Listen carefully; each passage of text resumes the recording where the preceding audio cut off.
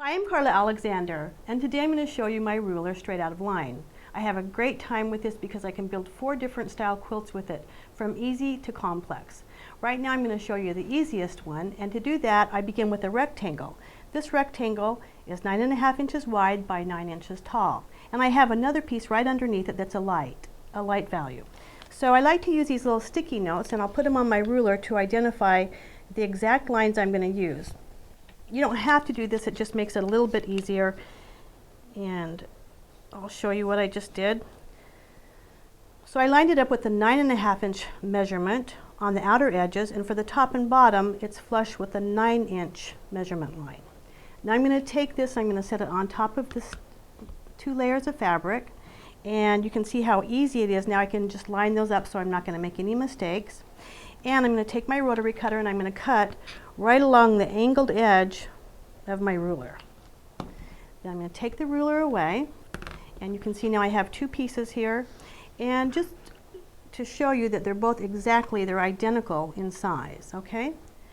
So now I'm going to take the top layer off and I'm going to put it on the bottom and go like this, and now it's time to sew those 2 pieces together. So what's really cool is that you'll just take them like this, and you want to make sure that you have just a little bit of an offset. And if you're concerned about that, something you can do is just use a little straight pin right here, and you can see the offset right here. So when I open it up, you can see that these edges on the top are nicely aligned. So I'm going to sew that together, and I have a set that I've already sewed together that I'll show you. And here it is. And now you can see that this block is square. It's no longer a rectangle. And you can do a lot of fun things with this. For example, you can make the cutler's press twirl pattern that I have right here. And I'll give you a quick look at that.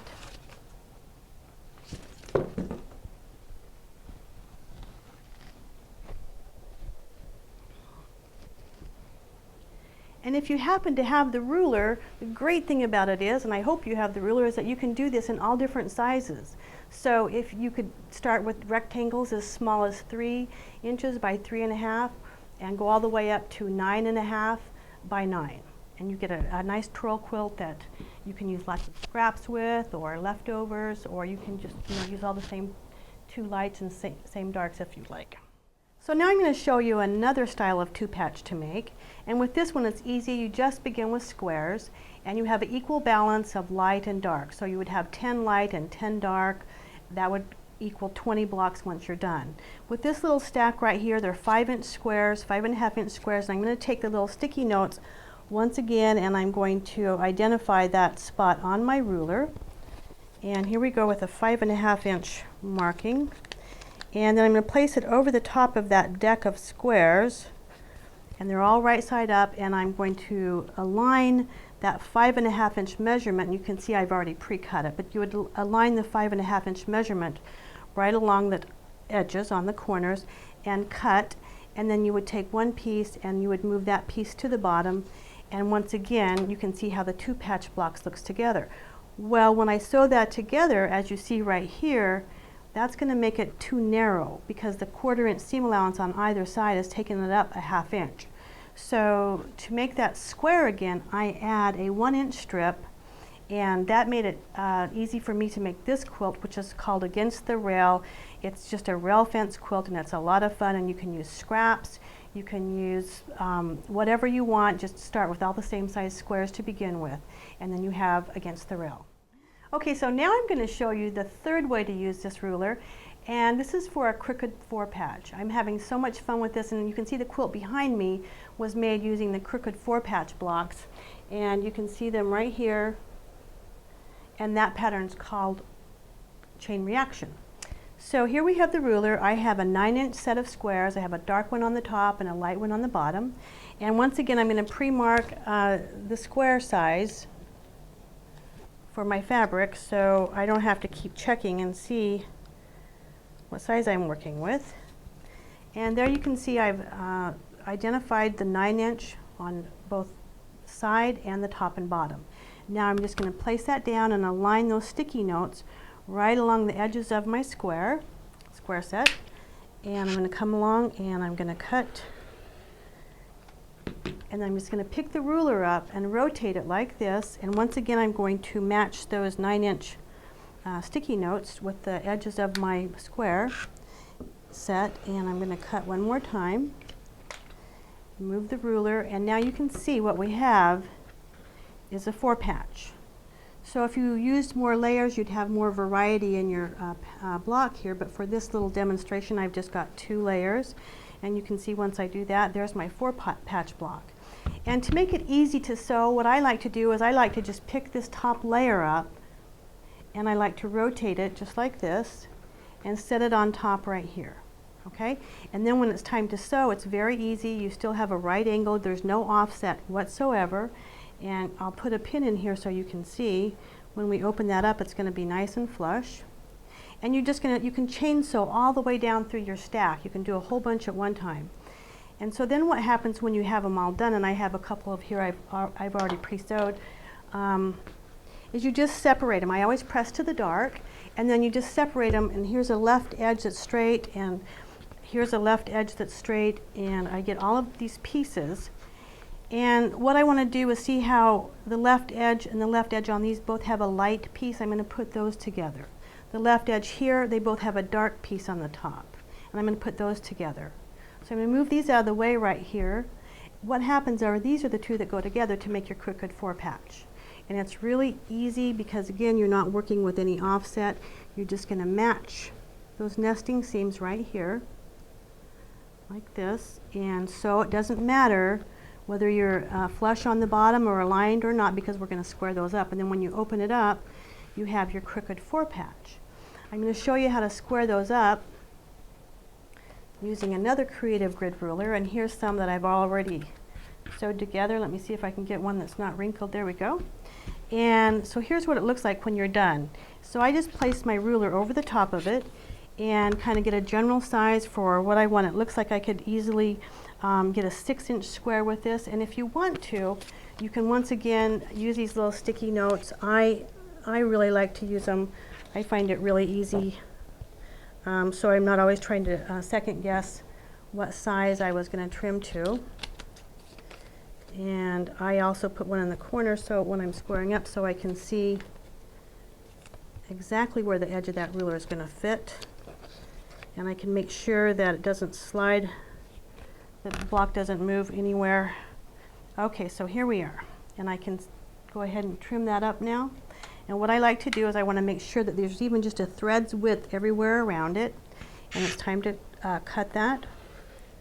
And I'm just going to move that to the edge.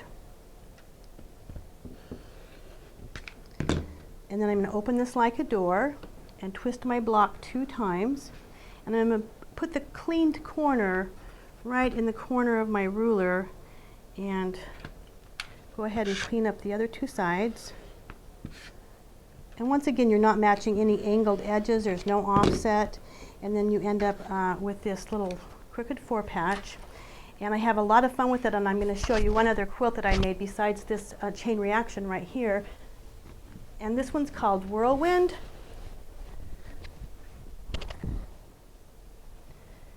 And something interesting I did with this, and here's your 4-patch right here.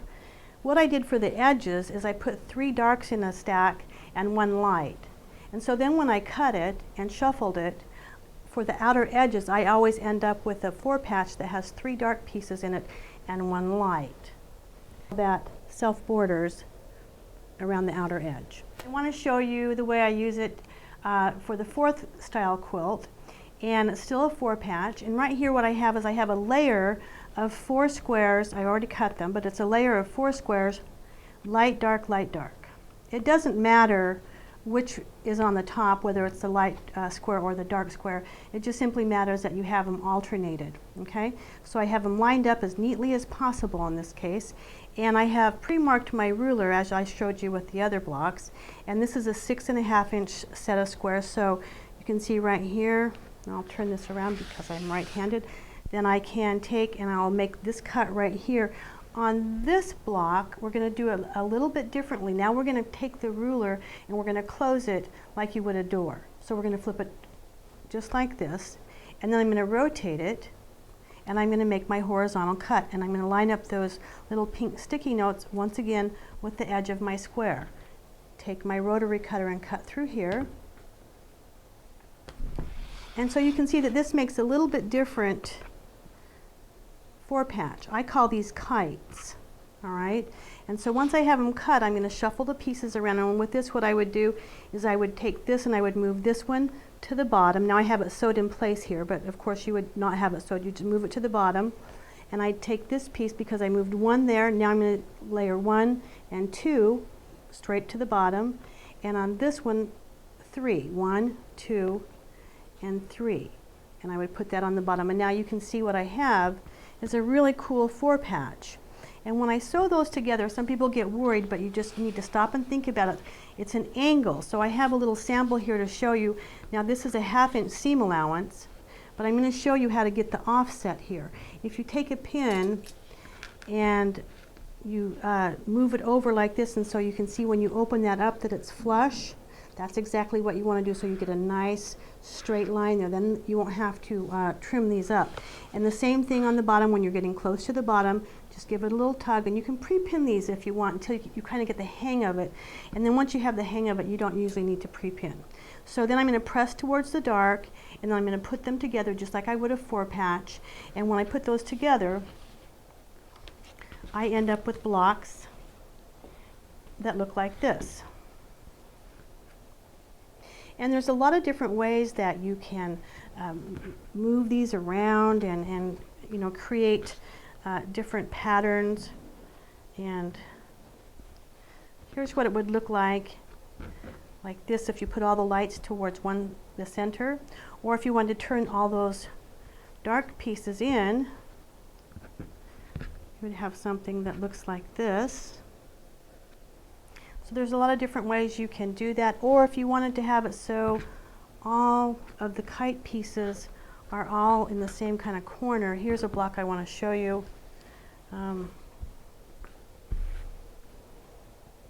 That I took all those pieces and I put all the dark ones,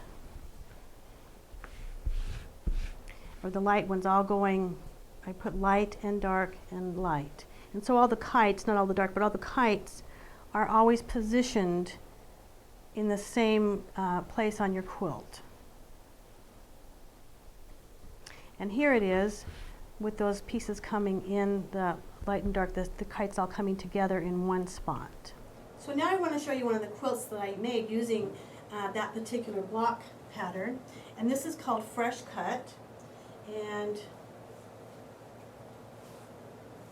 here you can see the actual four patches once they're in the quilt. And every block will yield a block that has 2 light kites, and the second set will have 2 dark kites. So you'll always have that.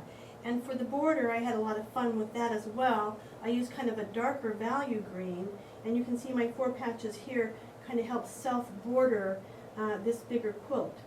This is called Fresh Cut, and I want to show you what it looks like in a smaller set of squares.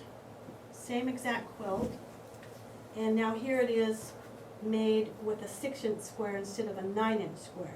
So it's very versatile. I have a great time with this ruler. I hope you'll check it out. You have 4 different ways to use it. Plus you can use your scraps. You can go to your favorite quilt store.